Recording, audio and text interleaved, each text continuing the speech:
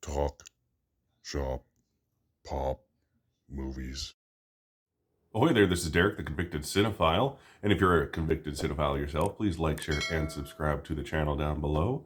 On this channel, I'd like to talk, shop, and pop, open that is, movies and physical media. Today, I thought I would do something different, Oscar-wise, instead of just talking about the nominations that I reacted to yesterday. I thought I would do a little thing and do a fun fact about each category. So maybe you'll learn something, maybe I'll learn something, and hopefully I don't talk forever. All right, so the reason I thought of this video was because of the Best Actress category.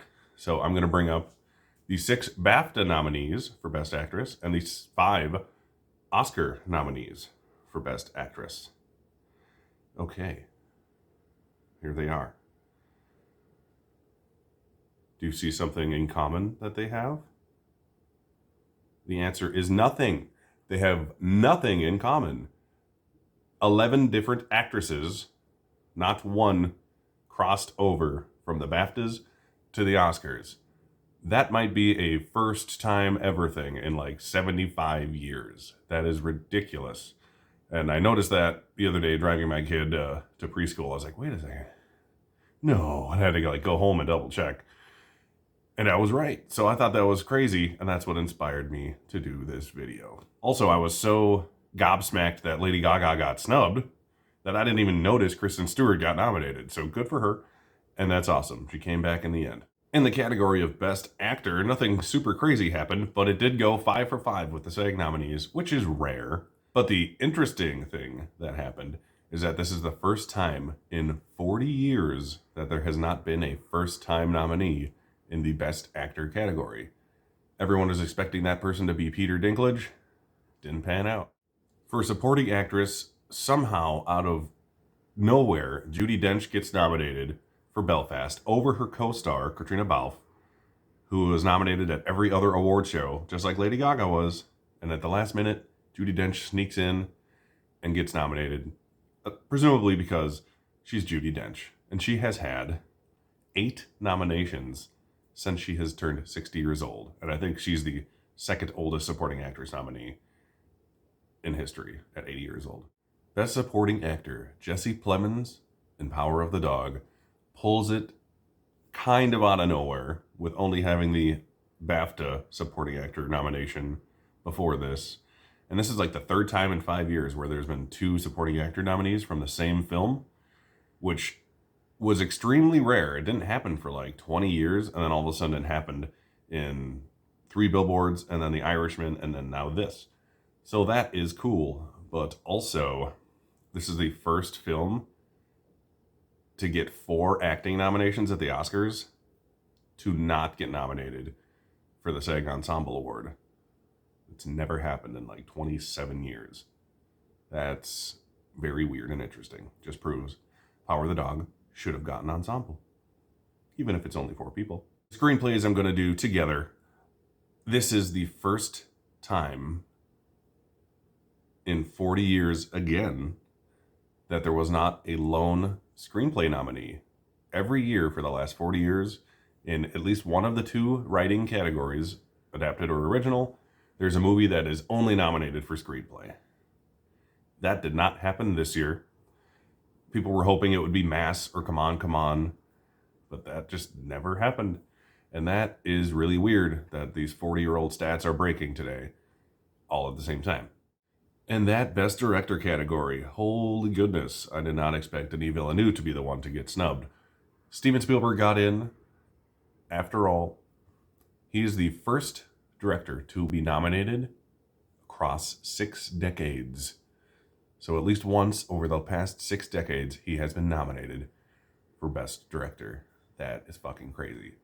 Also, Jane Campion is the first woman ever to be nominated more than once for Best Director, and she's gonna win, because she should.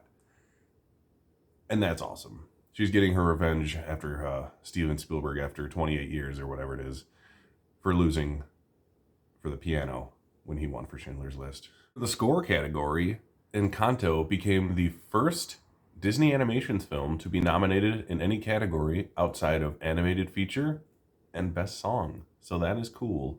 Since I'm talking about song, apparently they'll nominate Diane Warren for anything despite having no one seen the movie.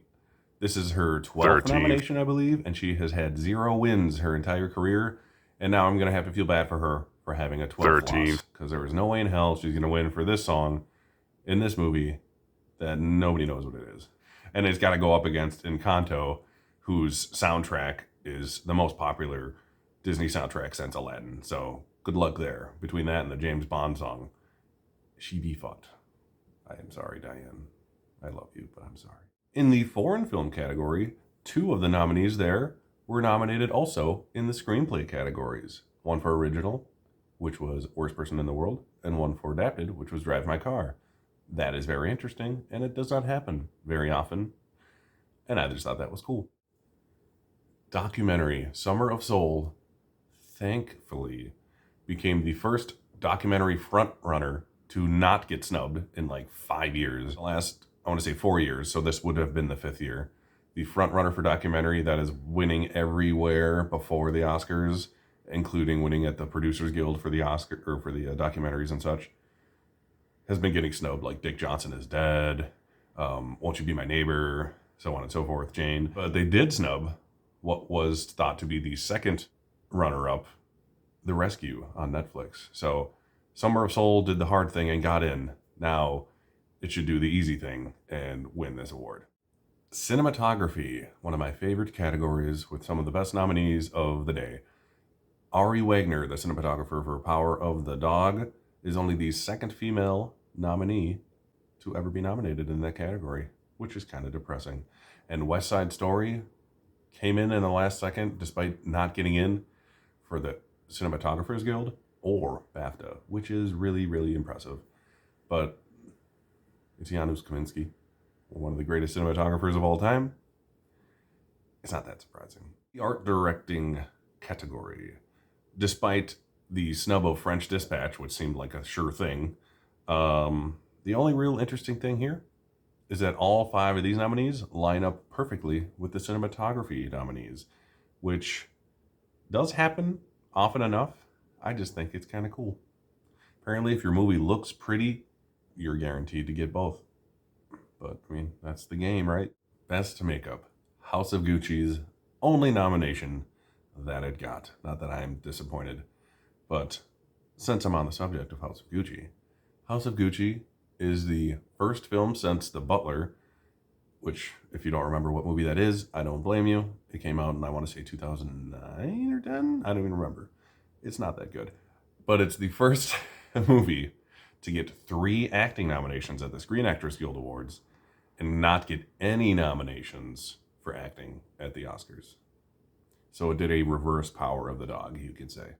Visual effects. Free Guy, who I had getting in for the longest time until it didn't get nominated at the Visual Effects Society, so I took it out and it got in anyways. But I'm happy about it. It deserves that nomination.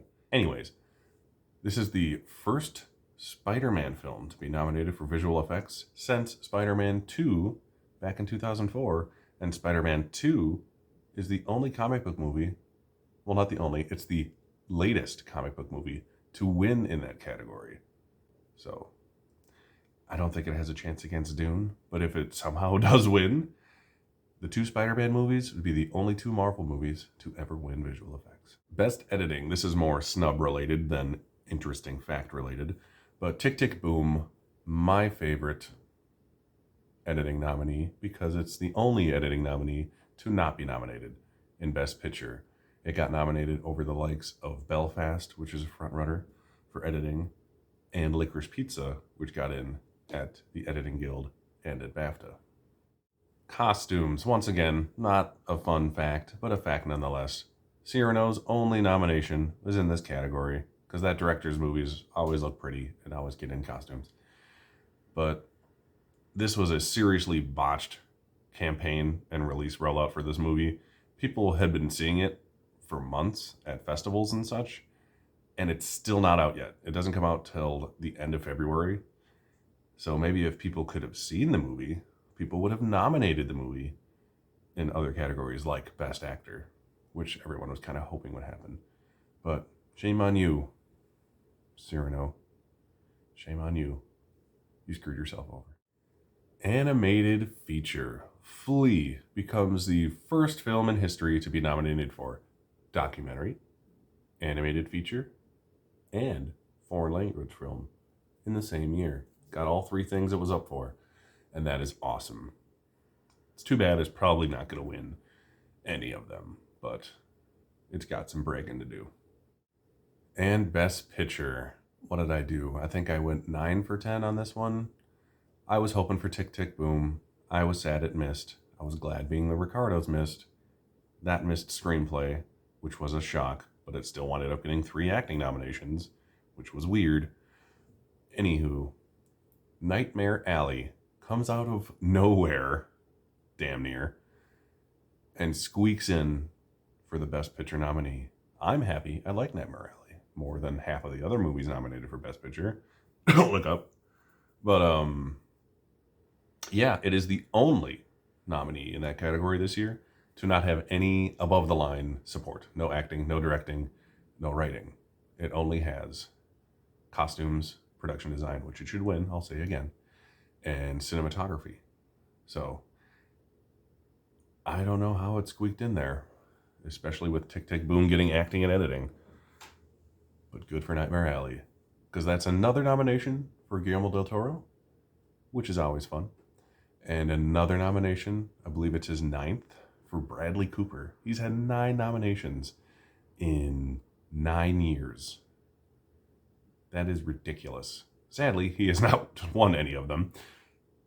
But he's just one of those guys where he's just waiting for his time. So, those are a fun fact about every Oscar category that I have for you. Thank you for watching. Thank you for subscribing.